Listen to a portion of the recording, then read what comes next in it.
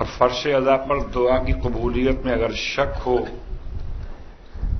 تو اس انسان کو شاید فرش ادا کی عظمت کا ادراک نہیں ہے۔ پروردگار نے روضہ سرکار سید الشہداء کے اعتبار سے شرف امام علیہ السلام کی نسبت سے عطا کیا، اس شرف کو ائمہ اطہار اہل بیت علیہم الصلاۃ والسلام نے اس طرح بیان کیا کہ قبول الدعاء تحت قبتہ،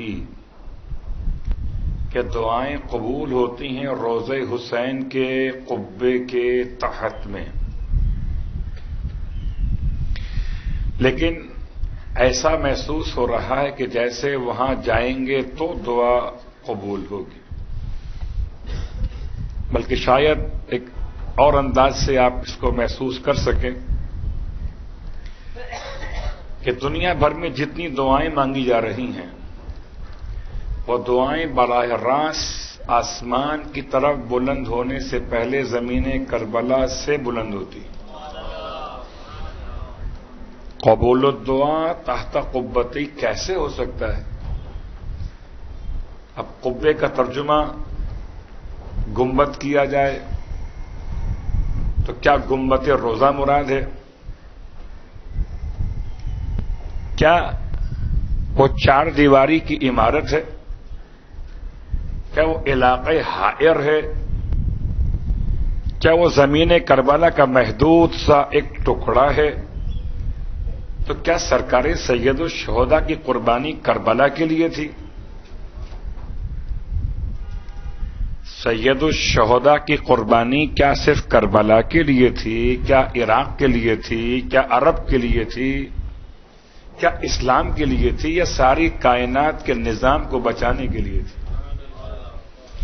تو قبول الدعاء تحت قبتہ ہی ایک اس کا عموم ہے، ایک اس کا خصوص ہے۔ خصوص وہی ہے جو آپ نے سماعت کیا کہ جو وہاں پر اس گنبد کے نیچے کھڑے ہو کر دعا مانگے اس کی دعا خدا قبول کرتا ہے۔ یہ خصوص عموم کو اگر لیجئے، شیخ الحدیث علی اللہ مقامہ مولانا شبیر حسین نجفی، کون نہیں جانتا آپ میں سے؟ خاص طور سے وہ حضرات جانتے ہوں گے جو مشہد مقدس میں ایک زمانے تک امام رضا علیہ السلام کے زائرین کے لیے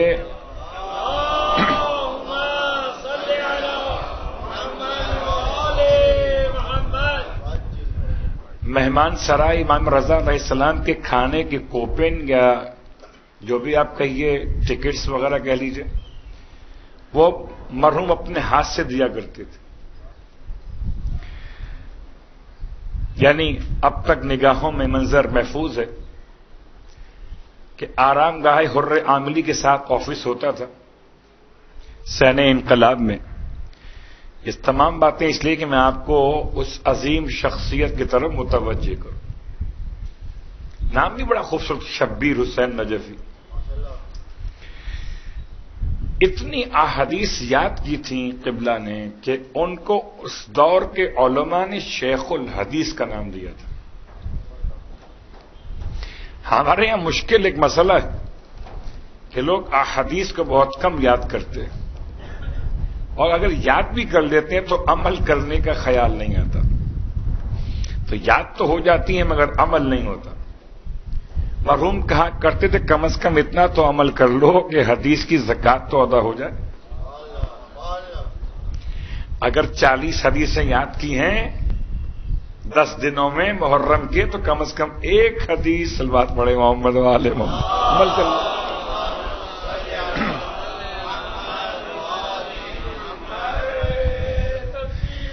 اللہ اکبر یا رسول اللہ۔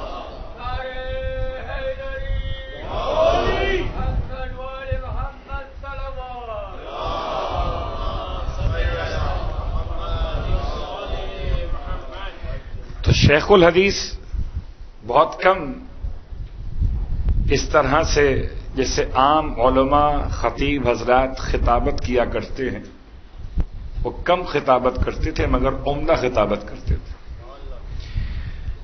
انہوں نے ایک حدیث اسی روشنی میں کہ قبول الدعا تحت قبت ہی بیان کی. کہتے ہیں کہ اگر کسی مقام پر معصوم کے فرمان کا خلاصہ بیان کیا کہ اگر کسی مقام پر دنیا میں کسی مقام پر سرکار سید الشہداء کی مجلس اعظم منعقد کی جائے تو خدا اتنی دیر کے لیے اس مقام کی فضاؤں کو روضہ حسین کے گنبد کے برابر کر دیتا ہے. اس لیے میں نے آپ کو زحمت دی کہ جب کبھی فرش اعضاء پر آئیے تو اس خلوص کے ساتھ دعا مانگیے جیسے روضہ حسین کے گنبد کے سائے میں دعا مانگتے.